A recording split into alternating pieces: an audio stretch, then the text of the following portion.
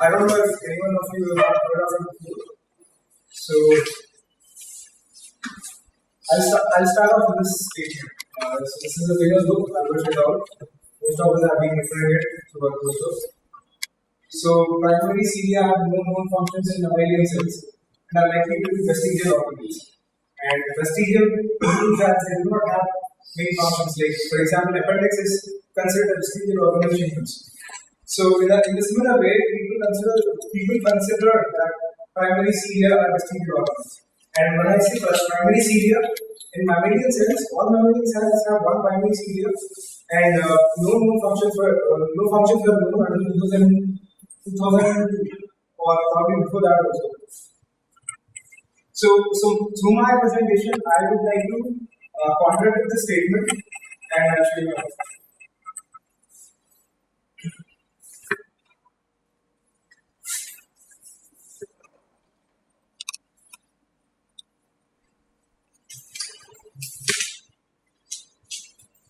How long is normal timing? 1 hour. One seminar, 1 hour. Okay, so here basically the two seminars today. But we're hoping for both of them to be over 1 hour. Yes, It depends, I mean. No, you continue. I just this, but don't make it 1 hour. Then it will go. I will not be here for every. So yeah, basically here there was this shocking flash of ciliary movements. So we all know how cilia and flagella beat in a baby-like fashion. So that targets the motility of bacteria. Like all prokaryotes, we know that they move and their motility is through the cilia or flagella. But in mammalian cells, like say the cells in my nostrils, they don't have to move anywhere, but they still have cilia. We don't know why. So first thing you should say that which are the cells in the mouth they have the cilia. All cells. All cells. All cells. All cells. Yes, all cells in humans have cilia. I don't think so. All mammalian cells have cilia. All eukaryotes have cilia. All eukaryotic cells have cilia. You check that. Check it. Normally the elementary tracheal related things have cilia. Okay. Check that. Sure, sir. I'll check it. So, like as you say, nostril has cilia because it's the trachea. Elementary canal is the trachea. So, all tract cells have cilia. Even kidney But skin cells, I don't think that also. so kidneys have cilia, retinal cells have cilia. So I'll check it again. So again, there comes this concept of dynamic excitability. Before that, all cilia are basically made of microtubules. So microtubules are basically polymers of tubulin, and tubulin is a protein. So these microtubules assemble and disassemble continuously. It's kind of, it's not an equilibrium exactly, but when tubulin is with GDP, when GDP is brought to tubulin, they assemble and it behaves as a cap. So the tubulin, microtubule, which is made of several tubulin proteins, when capped by a series of tubulin proteins connected to GDP, will stay stable. But GDP can go from GDP to GDP, right? The hydrolysis can happen. So when GDP is go to GDP state, the cap will become ineffective, and there will be a catastrophe in which the microtubule will break. It will disintegrate very quickly. So that should have been made here. Sorry for the technical glitch. So this is the anatomy of cilia. Here you can see that those rods in between, the green rods that you can see, those are basically called axonemes. And these are doublet pairs. There are 2 such rods and there are 9 such pairs. Around the periphery there are 9 such pairs, and these are doublet pairs of microtubules basically. And inside you can see there are 2 rods, 2 single rods. Again, those are called the central spokes. Central pair, and they are not present in all microtubules. The 9 doublet pairs are present in all microtubules, but the central microtubules are only present in cilia that are active in motility. Cilia which have functions in motility are these tubules. And then there are certain other proteins like the outer linings and the inner linings. These have functions in motility. So the the cilia, when they have to create motion through a series of actions of the outer and inner linings, they organize each other, and that's how they produce motion. So, and the basal body in the bottom, that acts as a anchor basically. It stays within the plasma membrane, and from there the microtubules project from the plasma membrane outside the cell body. And all of this is covered by this yellow colored membrane, ciliary membrane. It is slightly different from plasma membrane because ciliary membrane is known to have several sensory proteins. Like plasma membrane does have several proteins, but the ciliary membrane has specific functions when it comes to sensory functions. And so basically what I want to convey is that, as you can see here, it is quite complex. There are several such proteins. There are alpha-dyneins, inner-dyneins, then the central spores, different kinds of tubules. So why is it so complex? That's the question I'm trying to answer. And this is the cross section of the longitudinal cross section of the cilia. The two rods in the center are the microtubules, and there are several particles you can see. Out of these, like you can see, there are particles IFT particle A, IFT particle B. These are basically the proteins of my interest that I'm discussing right now. And there are these cargos which are carried by these IFT particles. And then there are several such motors like kinesin 2 and dynein. So kinesin and dynein are motor proteins basically, and kinesin usually goes for the anterograde motion, that is from the base to the tip, and then dynein brings it back from the tip to the base, that is retrograde. So they are specific there, and so as you can see here, on the microtubules, these kinesin and dynein attach themselves to these microtubules, and over them sits the IFT. So the IFT acts as it's kind of a bus basically. So the IFT sits on these motor proteins and then attaches itself to the cargo. So the IFT is just an intermediate complex between the cargo and the motor. And since, say for example, cilia usually have 600 odd proteins. So 600 odd proteins will be transported by these kinesin and dynein. And for two such motor proteins to bind to so many 600 cargo proteins is difficult, right? So there must be several binding proteins that way. So that's the reason IFT comes in. So you're saying that we have this cargo in the ciliary cross section. But Yes. in the similar fashion, I think all the proteins inside the cytoplasm is also metabolized, is also transported. Like, is it transported in similar fashion? No, not actually. The IFTs are being present here, they are far more significant here because in cytoplasm per se, we have lots of ribosomes. But cilia does not have ribosomes. So where you have ribosomes, you can synthesize your protein. And again, like the post-translational modifications, again, they have a separate mechanism for it. But as you have ribosomes within the cytoplasm, you can always produce proteins there and there itself. But in case of cilia, there are no ribosomes. So what happens is that wherever the proteins are produced within the cytoplasm have to be transported first into the ciliary compartment and then within the ciliary compartment right from the base to the tip. So that's a long distance at the ciliary level. And that needs specialized transport machinery. There comes All the proteins that are synthesized in the cytoplasm is first sent to the ciliary process. right. And then it is like what happens after this. So after this, the protein will be sent on to some other side of the cytoplasm. Exactly. Where it is needed. No. What happens is that whatever protein the cilia needs is synthesized within the cytoplasm. It's synthesized within the cell, and that protein reaches to the base of the cilia. Now the base is acting outside, so that needs to be transported. Say the microtubule is dynamically there is like dynamic instability, right?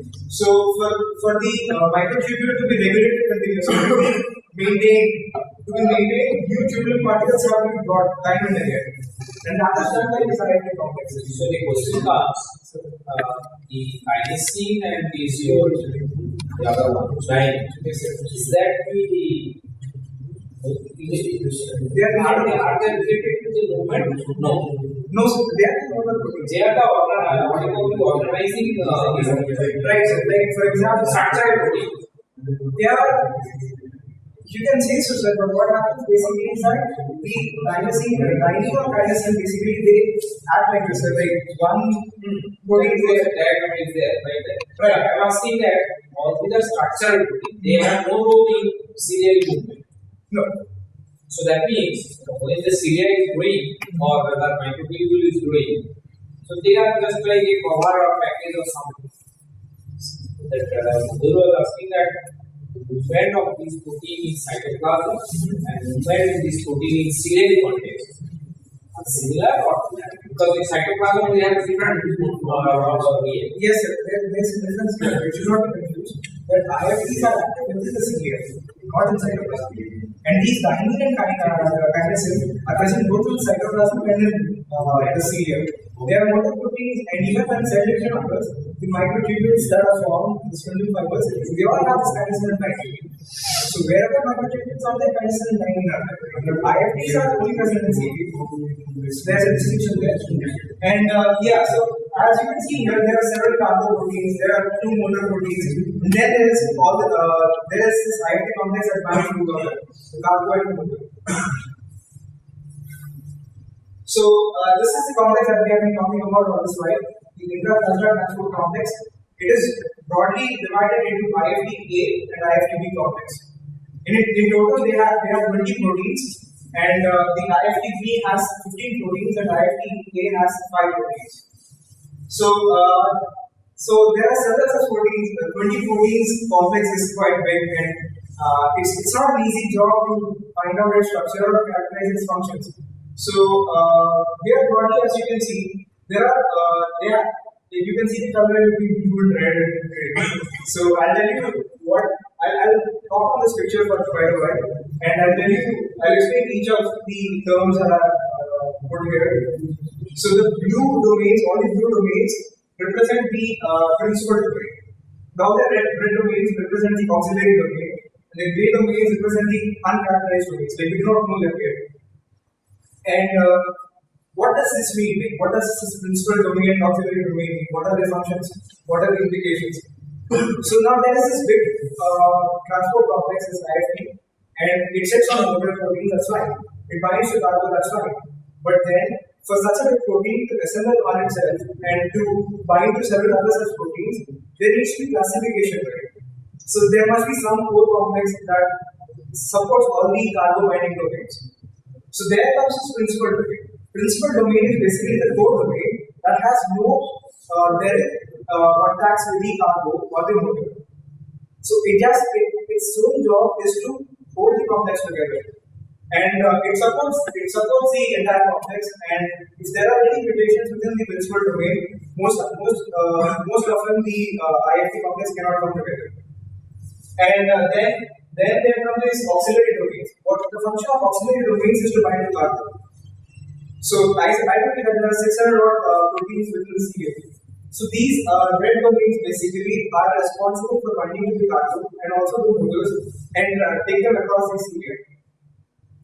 And yeah, here you can see several functions. Like for example, there the 7481, protein 7481 is very big, and it has both the principal domain and the auxiliary domain. So the C terminal basically is in the principal domain, and it has nothing to do with cargo. Whereas the N terminal domain is completely auxiliary. So for example, I was working on 7481, where what I did was I brought the N terminal back up. I see some of your Sure, sir. I'll come back. So how long will it take? 20 minutes? 50 to 20 minutes? Yes, it's not Something that. yes. Okay, I'll come at the end of this. Sure. Thank you, sir. So the 7481 N terminal domain, that's the auxiliary domain of this 7481 complex. And like during my study, the things I learned about that particular domain is that they have component homology. Component homology is a particular type of fold. It's a particular domain that is present in many proteins that are known to bind to tubulin. So what happens is that these auxiliary domains basically have several such domains, famous characteristic domains that can bind to several known proteins. Like for example, tubulin. For tubulin binding, we have this component homology. There are this tetrapeptide repeats So these repeats are known to bind to several. They are present in several protein interacting regions. So there are several such known domains that play a vital role in the protein interactions. And then there you can see that it's not necessary that a single protein should either be a carbo-binding domain or a core domain. It can be both, like in case of 7481. Again, like we have proteins like 22 and 27. These are 3 phases. They have enzymatic activity. So out of 20 proteins, only these proteins are known to have enzymatic activity. No other protein is known to have any enzymatic activity. And like domains like the 52 protein, the protein IFP52. These numbers 52, 74, 81, 22, all these represent the region in which their bands occur in the STS page. So 52 is known to bind to this 70, 88, 46, 74. So it's such a big protein and it can bind to several such proteins. So it's quite complex. And the problem that comes in structural studies is that you cannot simply do some mutation in any of these proteins and see for its results because the complex does not assemble itself. So one of the biggest problems in this structural studies is that you cannot bring in mutations like in most other proteins. And the complex binds to motors, the complex binds to cargo, and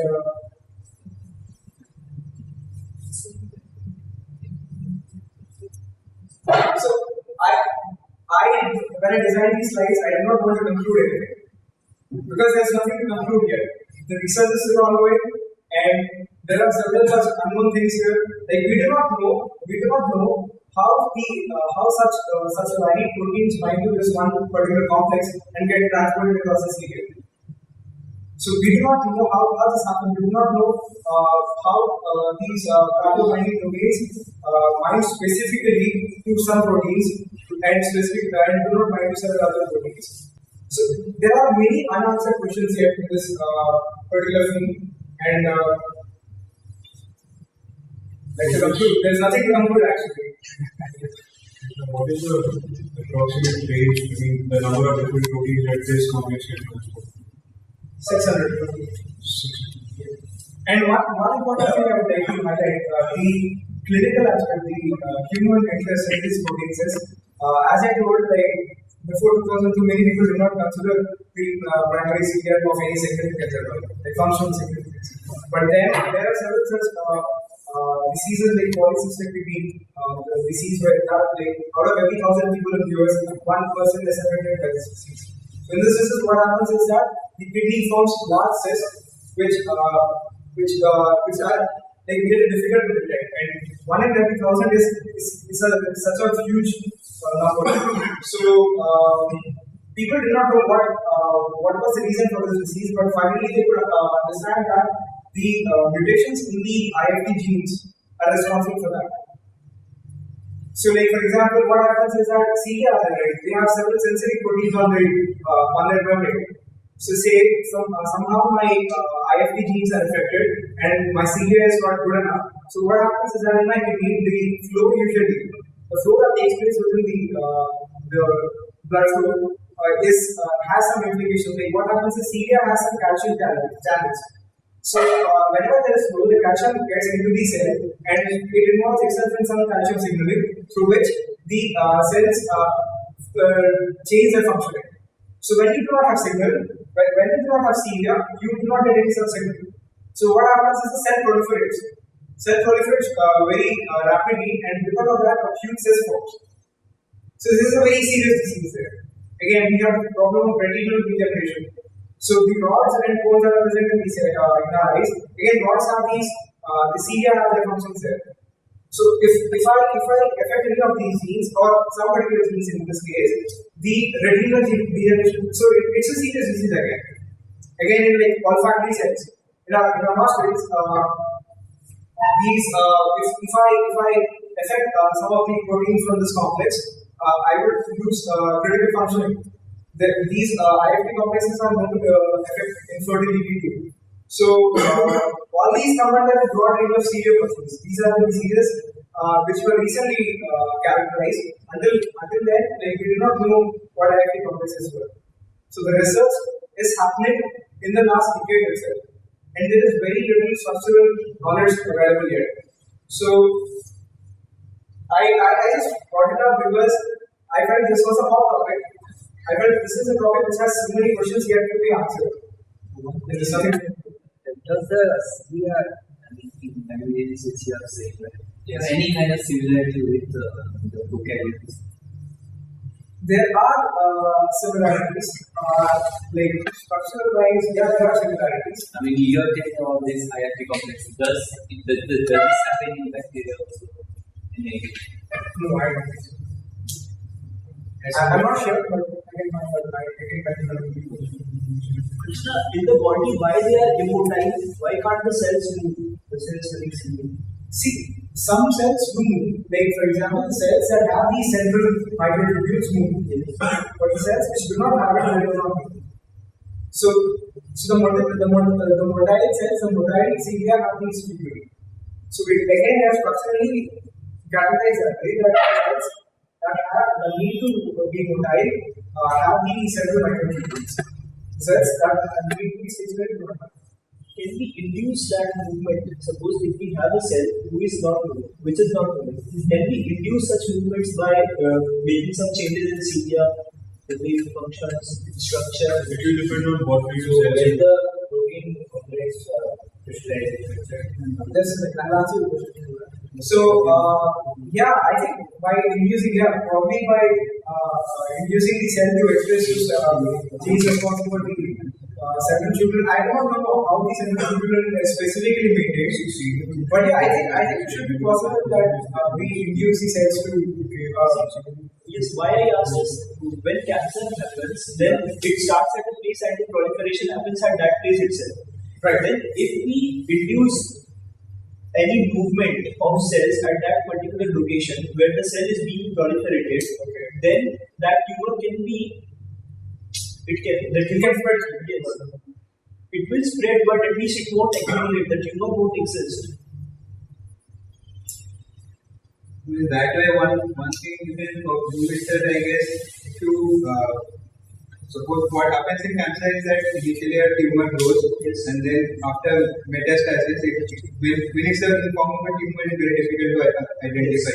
So what happens is that the cells, a few of them move out from there and then try to capture some other cells, healthy cells. So at that point, it grows very malignant, and that is called metastasis, the spreading. So I guess that's a good idea. Like if we can somehow disintegrate the tumor by movement of the cells, then there will be a sudden increase in the circulating tumor cells in blood, and then we can try to identify that before it gets malignant.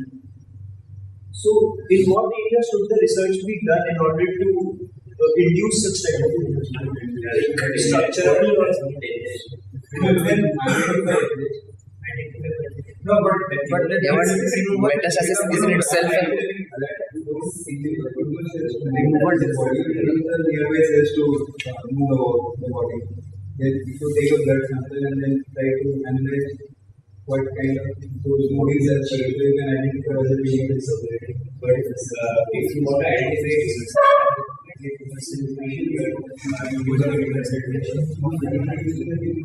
when you say something,